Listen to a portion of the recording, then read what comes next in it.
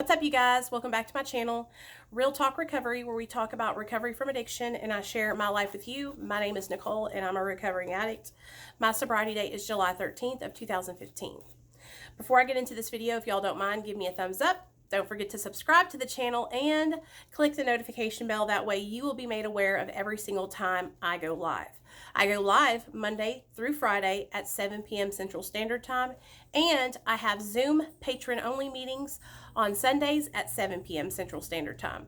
So if you would like to join, it's only $2 a month, and I will link it down below. Today, you guys, I want to talk to y'all about some comments I saw on my video about Rabbit, about Suboxone. And I love it when you guys comment and interact because, just so you know, I'm filing one of my broken nails. I love it when you guys comment and interact because it gives me a chance to come on here and help educate people that might not know the truth. They might not know this information. And so, first of all, for those of you guys that do not know, I am on Suboxone. I got on Suboxone in 2015 when my son was removed from my care by Child Protective Services.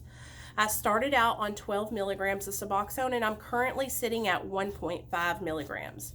I started a taper over 18 months ago and I have been slowly working my way down. My goal is to eventually be able to taper completely off, but I do not have a strict date of when that's going to happen. I'm kind of just playing it by ear.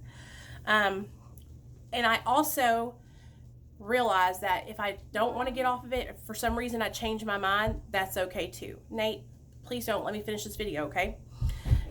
It'll be okay too if I stay on it, you know? So that's kind of why I want to talk to you guys about this comment. So I saw a comment on the channel about Suboxone being very unhealthy and that a lot of people get on it and they stay on it for the rest of their life, and that's not good, and this person, you know, feels bad for people that do that. And so I kind of wanted to talk about that. So first and foremost, and they also commented and said that Suboxone withdrawal is worse than heroin withdrawal. And so I want to kind of like dispel those myths because that's a myth, okay? First of all, if you are on Suboxone and you work with your doctor on a slow, gradual taper, you can get off Suboxone with minimal withdrawal. It can be done, but you have got to taper low and slow.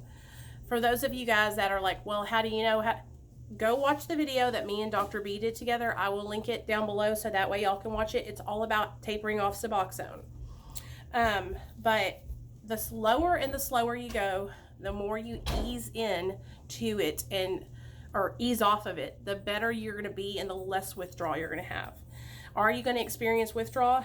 Yeah, because you're taking something away from your body that your body has become dependent on. But the lower and the slower you go, the easier it'll be. Okay? All right. And I have had some people who have gotten off and tapered who have they were fine. They said it was nothing but a walk in the park. And it was because they went low and slow. They didn't jump off at 2 milligrams. They didn't jump off at 1 milligram. They didn't even jump off at 0.5. They went lower than 0.5. So that's that. That's that myth dispelled. Okay. Then second, I want to talk about,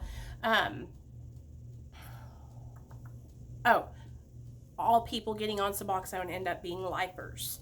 Okay, not everybody that gets on Suboxone stays on it for their life, but I think this is a really unfair way to label people because if that person chooses to stay on medication-assisted treatment for the rest of their life, there's nothing wrong with that. And I think that it's really important for us all in the recovery community to stop looking at medication-assisted treatment at such a negative way.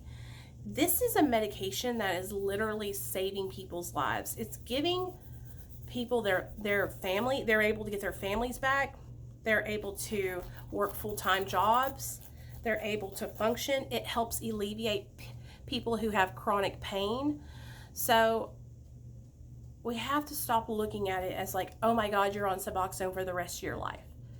And I want you guys to know that if you're somebody who is utilizing Suboxone and you choose to stay on it for the rest of your life, I support you 100%. As of right now, I have a plan to get off. but I don't know when that's going to be, and I'm not going to rush, and I'm not going to focus on that. I'm just focusing on slowly but surely tapering. Okay?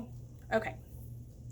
So it's not negative to be on maintenance medication. It's not negative to utilize any medication for the rest of your life if it helps you to live. And then the third thing was that Suboxone is so unhealthy. Okay, well, first of all, this is my argument with saying that statement. The other side of the coin is somebody being addicted to heroin or fentanyl or other opiates, overdosing and dying. So I don't see how anybody can say anything bad about MAT, about maintenance medication, when the ulterior is losing your life, is being addicted to drugs. Okay? And so if you look at maintenance medication from that point of view, that this is a medication that's saving people's lives, and that if they have to be on it, then so be it, then there wouldn't be any of this like judging people or saying things like, oh, it's so unhealthy. Listen, you guys, okay? I shot dope for 13 years. That's unhealthy, okay? I'm the healthiest I've ever been, and I'm on maintenance medication. So I think it's really important for us to change the way we talk about people that are utilizing Suboxone and Methadone, you know? It's given me my life back, and I'm happier than I've ever been, and I'm more successful than I've ever been in my life. I'm able to help people. I have an amazing job. I have my husband, my son back. I have a house, a car, all these things that, you know, I didn't have when I was in my addiction. And so if me being on Suboxone helps me to maintain that lifestyle, then absolutely I will stay on it for the rest of my life. So I just really think it's important that we watch how we say these things. And I hope you guys understand, like, I respect your opinion, okay? But I do not like it when people state their opinions like they're facts, okay?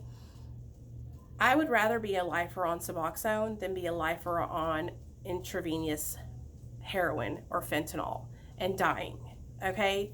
And if that's how we look at things from a harm reduction standpoint, then we should all be on the same page.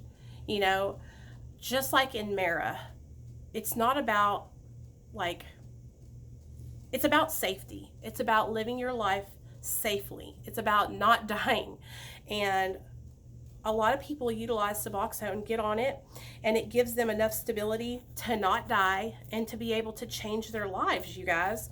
And so I really hope that, you know, people that comment that kind of stuff, I hope you guys will hear what I'm saying and understand that, you know, not every person is the same.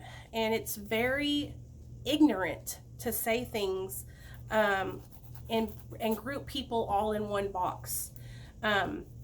Because like every person is going to require a different level of care, a different level of treatment, and each person might need some people need longer on the medication than others, just like some people stay on it for a year, some people stay on it for 2 months, some people don't ever get on it.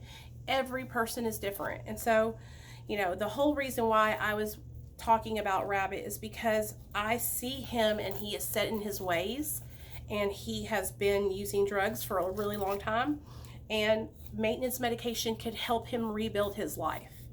But like I said, I'm not a therapist, I'm not a doctor, I'm just a girl who's sharing my personal experience, and he has to do what he thinks is best for him.